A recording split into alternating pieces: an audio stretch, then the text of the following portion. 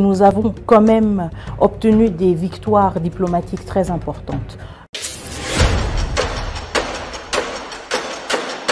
En tant que ministre des Affaires étrangères d'un pays membre non permanent du Conseil de sécurité, c'est notre attachement à l'ordre international, notre attachement au multilatéralisme.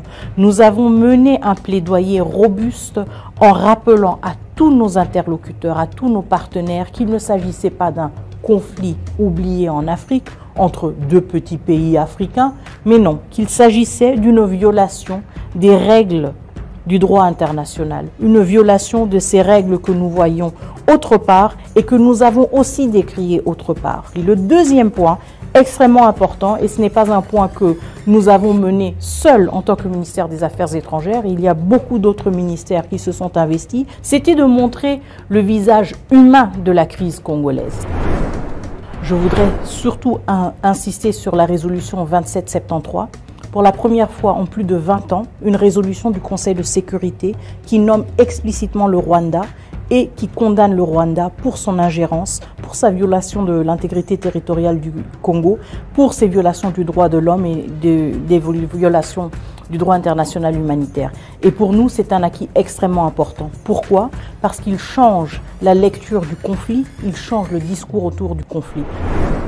Les conditions de travail de nos diplomates, c'est quelque chose auquel je tiens énormément. Un des points sur lesquels nous avons travaillé pendant ces derniers 12 mois, c'était déjà de fluidifier le processus de la paix.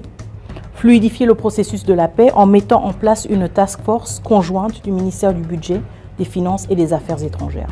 Au-delà de cela, nous nous rendons compte, et je pense que c'est à travers justement ce travail d'équipe que nous avons pu identifier beaucoup des obstacles récurrents.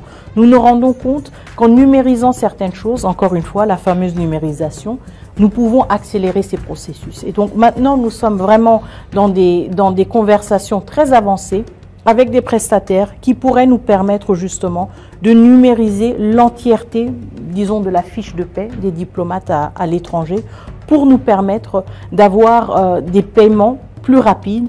Et surtout, une chose à laquelle je tiens énormément, c'est d'avoir aussi des paiements dans des intervalles plus brefs. Les infrastructures sont extrêmement importantes. Elles sont une sorte de vitrine et évidemment, nous avons un souci de nous assurer, pas seulement que nos diplomates, nos ambassadeurs, nos agents des affaires étrangères travaillent dans de bonnes conditions, mais aussi justement que ces ambassades soient une vitrine positive ou reluisante de la République démocratique du Congo et soient attrayantes et soient surtout un endroit qui attire les Congolais. Nous avons aussi repensé et changé le processus d'obtention du passeport. Le passeport ne s'obtient plus à un guichet où on doit payer pas 99 $, mais 99 $ plus ... Le passeport se paie uniquement en ligne ou à un guichet bancaire. Cela veut dire que nous avons complètement éliminé l'interférence humaine que nous connaissons, qui est malheureusement un des facteurs avec lesquels nous vivons dans beaucoup d'aspects de notre vie publique. Mais nous avons vraiment fourni des efforts importants pour enlever ce facteur humain et pour donc permettre aux Congolais et la Congolaise d'accéder facilement à ce passeport sans interférence avec un paiement direct. Et grâce à l'intervention directe et personnelle du chef de l'État, nous avons maintenant un passeport dont le prix n'est pas 99 $ comme c'était initialement prévu, et j'avais l'intention de le lancer à 99 $, mais plutôt un passeport à 75 $. La prochaine étape pour moi, et je suis très ambitieuse là-dessus, c'est de basculer vers un visa numérisé, un e-visa, comme beaucoup d'autres pays l'ont. Cela voudra dire que ce sera aussi beaucoup plus facile de venir en République démocratique du Congo.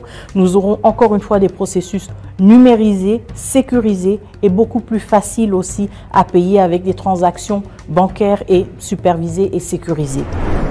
Nous ciblons aussi pour mieux accompagner les Congolais de l'étranger, aussi le lancement de cartes consulaires uniformisées que nous aurons de la même manière dans toutes nos ambassades pour permettre aussi aux Congolais et aux Congolaises de l'étranger de circuler librement, de pouvoir s'identifier sans devoir toujours avoir leur passeport sur eux et d'accéder mieux aux services respectifs des pays hôtes dans lesquels ils se trouvent.